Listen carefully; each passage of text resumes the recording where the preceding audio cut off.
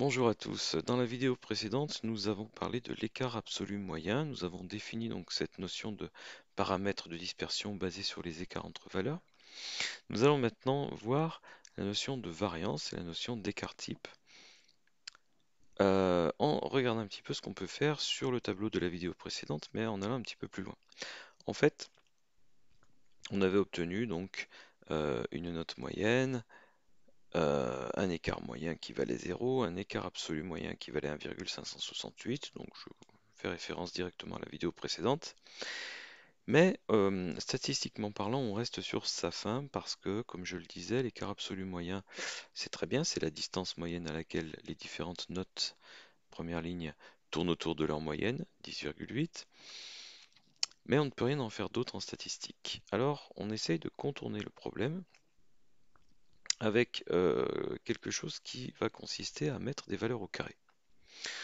Et ensuite à calculer la moyenne de ces carrés.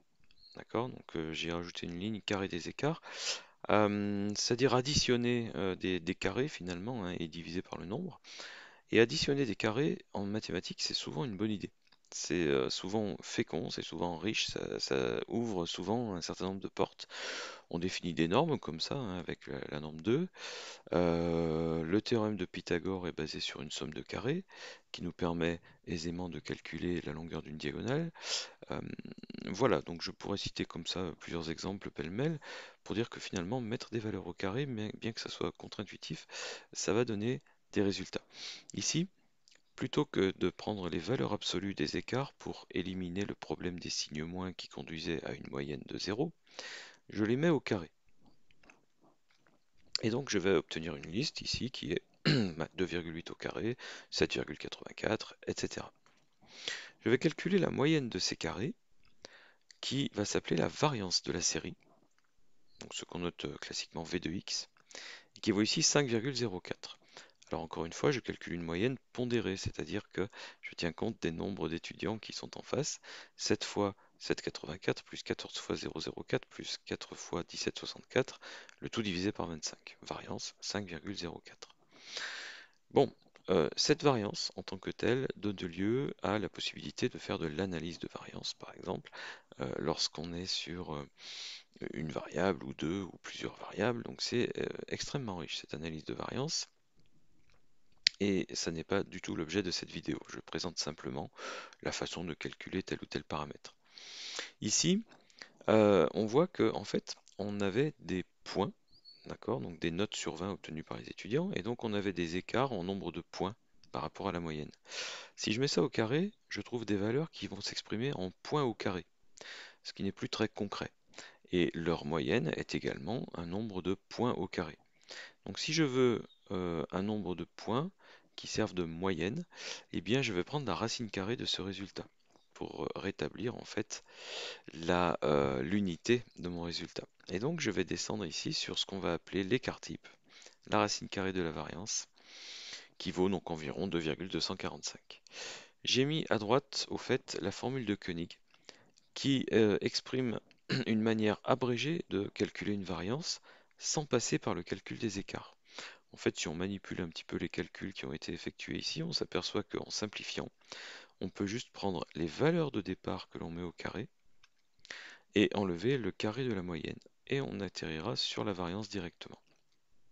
Là encore, l'objet de cette vidéo n'est pas de démontrer la formule, mais nous aurons d'autres vidéos qui vont non seulement constater ça, mais aussi l'appliquer sur un certain nombre de calculs manuels qu'on pourrait faire pour obtenir une variance.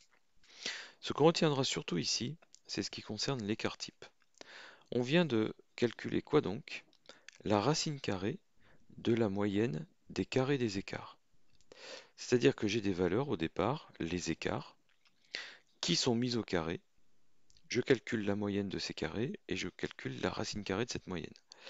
En mathématiques, ça s'appelle calculer une moyenne quadratique, la racine carrée de la moyenne des carrés. Alors que la moyenne toute bête, on va dire, hein, le fait d'additionner les valeurs et de diviser par le nombre, s'appelle la moyenne arithmétique. L'écart moyen vaut 0, l'écart absolu moyen vaut 1,568, c'est une moyenne arithmétique. La moyenne quadratique des écarts vaut 2,245. La moyenne quadratique est d'ailleurs toujours supérieure à la moyenne arithmétique. Et en général, elle est un peu supérieure, alors ça dépend de la distribution des valeurs. Ici, elle est quand même très notablement supérieure. Mais peu importe, en mathématiques, ça s'appelle quand même une moyenne. Il existe 4 moyennes différentes d'ailleurs en mathématiques, hein. La moyenne arithmétique, la moyenne quadratique, et il y a aussi la moyenne harmonique et la moyenne géométrique. Nous aurons l'occasion de reparler de tout ça dans d'autres vidéos. L'écart type, en tant que moyenne, entre guillemets, joue le même rôle que l'écart absolu moyen, même s'il n'a pas la même valeur. Il est là pour nous donner la distance moyenne à laquelle les différentes valeurs, donc 8, 11 et 15, tournent autour de leur moyenne, 10,8.